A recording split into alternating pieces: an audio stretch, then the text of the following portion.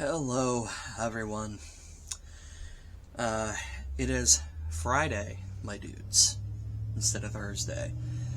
But I wasn't able to finish watching Agatha last night.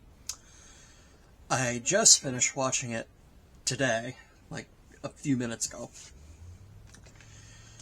And, man, I had to sit there for a few. I'm basically going to jump into spoilers immediately. Go watch the damn show. Go watch the show. It is one of the better things that Marvel has put out recently. I am very shocked at how well I enjoyed this show. B+, borderline A-. It's like right on the line. It is very good. I enjoyed the whole way through. I think it sticks the landing. Go watch the show. Just go watch it. Anyway, we're here to talk about episodes 8 and 9. 8 and 9 being the end of the road, and 9 being more or less the origin story of Agatha Harkness. As well as, what comes after. So, 8, we get a serious kind of plot twist in 8, but I'm not going to get into that just right now. Largely, what I want to talk about is the broader effects that it now has on certain characters in the MCU. Tommy's back. Tommy is alive now, thanks to the work of his brother and Agatha. He is out there somewhere, no idea where. In fact, the ending of the show is Agatha and Billy setting out to go find him. So, at some point, we're going to get the character of Speed. I hope. I have a few hopes that I wish that... English. My brain is scrambled right now. There's a few things I hope carry over past this show. I hope we get to see Aubrey Plaza as Death at some point in the future. I really enjoyed her performance, so I hope she comes back. I would not say no to seeing more of Catherine Hahn and Joe Locke as Agatha and Wiccan together. I would not say no to more of that. The only member of the cast of this show that isn't dead is Jen, and she flew off into the sunset, quite literally, after she got her powers back. Which, I won't lie, Jen's sort of past isn't really touched on. Like, we had that moment in episode 3 where she had the, hallucinatory nightmare of the guy trying to drown her, that some guy was able to somehow bind her power, only to get revealed in episode 8 that it was actually Agatha who bound her. Apparently that doctor or whoever he was that tried to kill Jen 100 years ago paid Agatha to bind Jen's powers. Agatha kind of implies she didn't know it was her. So there's that. Jen's powers are now unbound. And that was her end of the road. Billy used his powers to basically shove Tommy's soul into a recently deceased person. Kind of like how he jumped into a recently deceased person. So that was the end of his road, and then Agatha's really the only one that did the last trial, the Earth trial, planting a seed like last minute. I don't really understand what was going on with that. She had it hidden in her locket. I forgot to put my phone on vibrate. Hidden in her locket that had a piece of Nikki's hair. I don't know. I got nothing on that one. And then she was let go, even though she didn't get all her power back. At which point, it was a fight between her, Wiccan, and Death. A fight which they knew they couldn't win.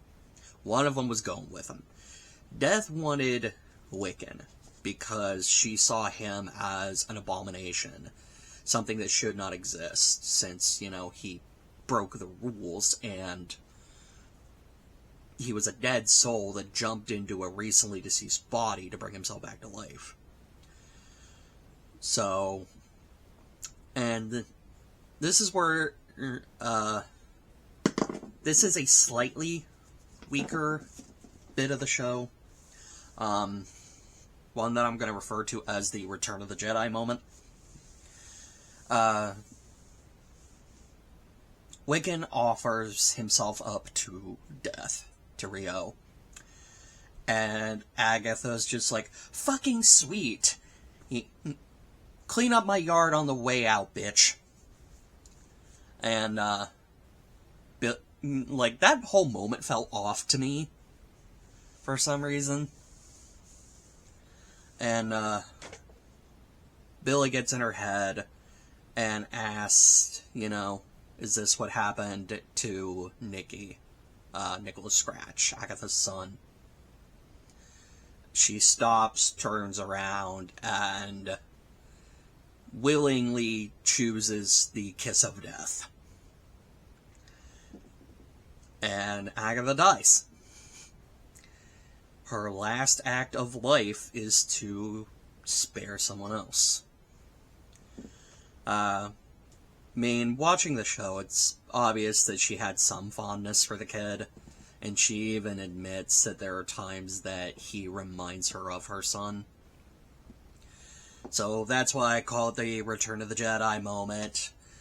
She has that moment of back and forth. It's like, well, and, chooses to redeem herself through death. It got me actually thinking about, and if I do, I'm thinking about doing some retrospective videos on Phase 4 of the MCU, and I got to thinking about doing one on Ms. Marvel. And one of my biggest gripes about Ms. Marvel is the second to last episode, spoilers for that, where the clandestines are about to win. They're about to have their victory, basically let their world overrun ours. And Kamala has the moment arguing with the leader of the clandestines, and it's like, but your son's gonna die! Meanwhile, this bitch literally just said fuck you to her son and left him with the fucking cops like, I give no shits about you. And she kind of tells that to Kamala. It's like, I don't fucking care. But your son! Fuck, you're right. It kind of feels like the same thing, except this one I feel is a bit more earned. Like I said, you could tell Agatha did care about him.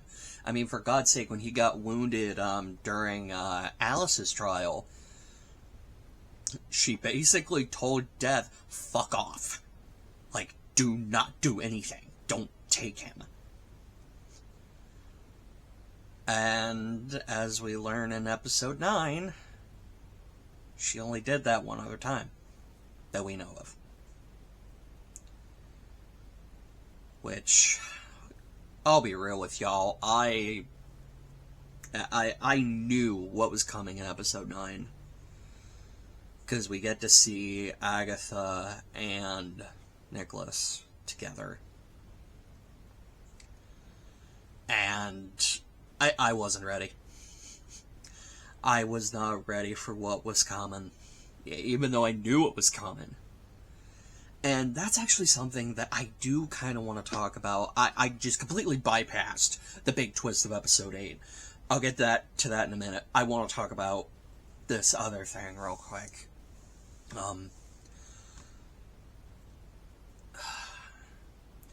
I know the phrase subverting expectations is thrown around a lot recently when it comes to art and movies and whatever.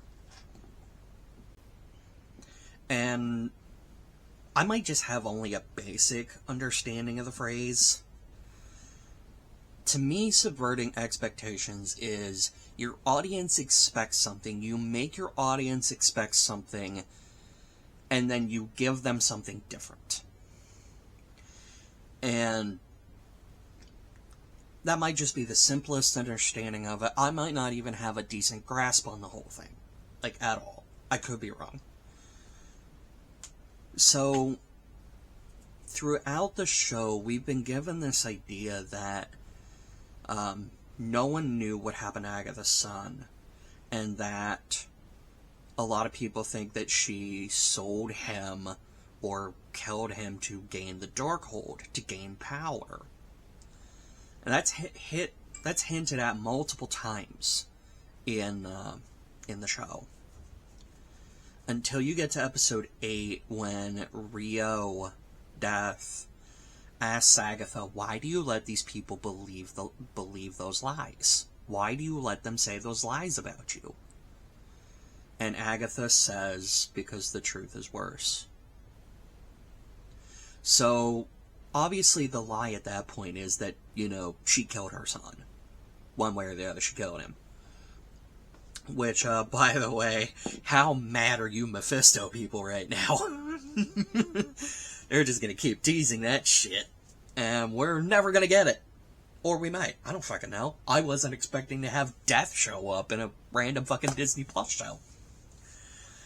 But anyway, what was I saying? Shit. The idea that we were given is that she sold or killed her son for power. And when we learn that that's a lie, and Agatha says the truth is worse, like, our mind goes, okay, well, what's worse than sacrificing your fucking kid for power? Because we know she is a power-hungry bitch.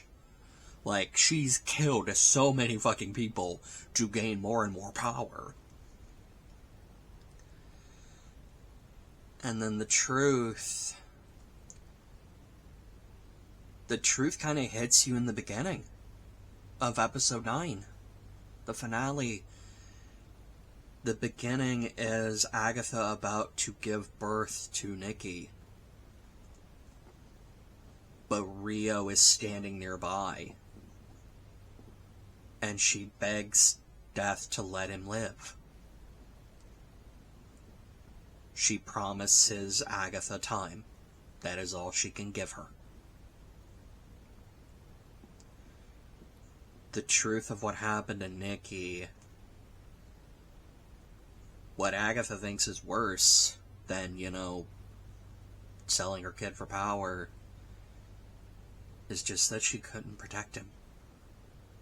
That she couldn't save him. There was nothing she could do. Even with all her power, she was still powerless. It's something so simple. It's not at all what you're expecting. And yet it hits so much harder. God damn it, I'm fucking crying again. I spent a good amount of episode 9 crying. One sec. Fuck me.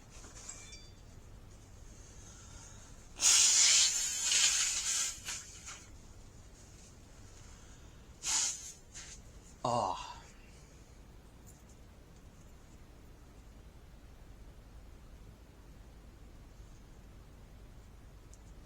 Fucking girl man cries on YouTube. Everybody make fun of me. If I don't get one person making fun of me, I'm gonna be mad. You, the one fucking guy who keeps coming into my comments, you know, the random homeless guy that just sits in our bathroom at work playing Pokemon Go for 8 hours that I've been watching this show with during my lunch break. You better make fun of me. You better make fun of me for crying. Otherwise, I'm gonna start telling the bosses that we just host a freaking vagrant. He's not actually a homeless guy. This is just a bit. Carry on with your lives. Anyway. So yes, we get that. I know a lot of things like to be like, you were not prepared for this finale. I was not prepared for this. Even knowing he was gonna die, I wasn't ready. I wasn't ready for that. The rest of the episode is Agatha. The rest of episode 9 is Agatha's a ghost. And, she tells Billy the truth about the road, which we kind of get the sense of in episode 8, the end of episode 8, when Billy walks back into his room and sees all these different things in his room that were on the road. And that's when we, the viewer, realize the road was never real. The road is fake. The ballad, as we learn in 9, was a song that Agatha and Nikki came up with. Agatha's been using this lie about the witch's road to lure in gullible witches, kill them, and take their power. It's what she was trying to do at the very beginning. But with Billy being the son of the Scarlet Witch, the woman who can manipulate reality, he made it real. And then suddenly a lot of comments that she makes during just offhand comments make a lot of sense, including her jab about him not being above murder because, you know, by him creating the road, he inadvertently gets people killed. At least, you know, Mrs. Hart. Alice is kind of on Agatha, and Lilia gave up herself. But, you know, none of them would have been there been on the road without, you know, Billy creating it. But at the same time, Agatha was just gonna kill him anyway, so there's some arguments that could be made. And honestly, I spent the whole night at work after that twist just being like, wait a minute. And I was just putting pieces together, listening to the 2 different versions of the ballad over and over, and I'm like, holy shit. Like, several of the lyrics, which we know Billy would listen to the different versions of the Ballad of the Witch's Road.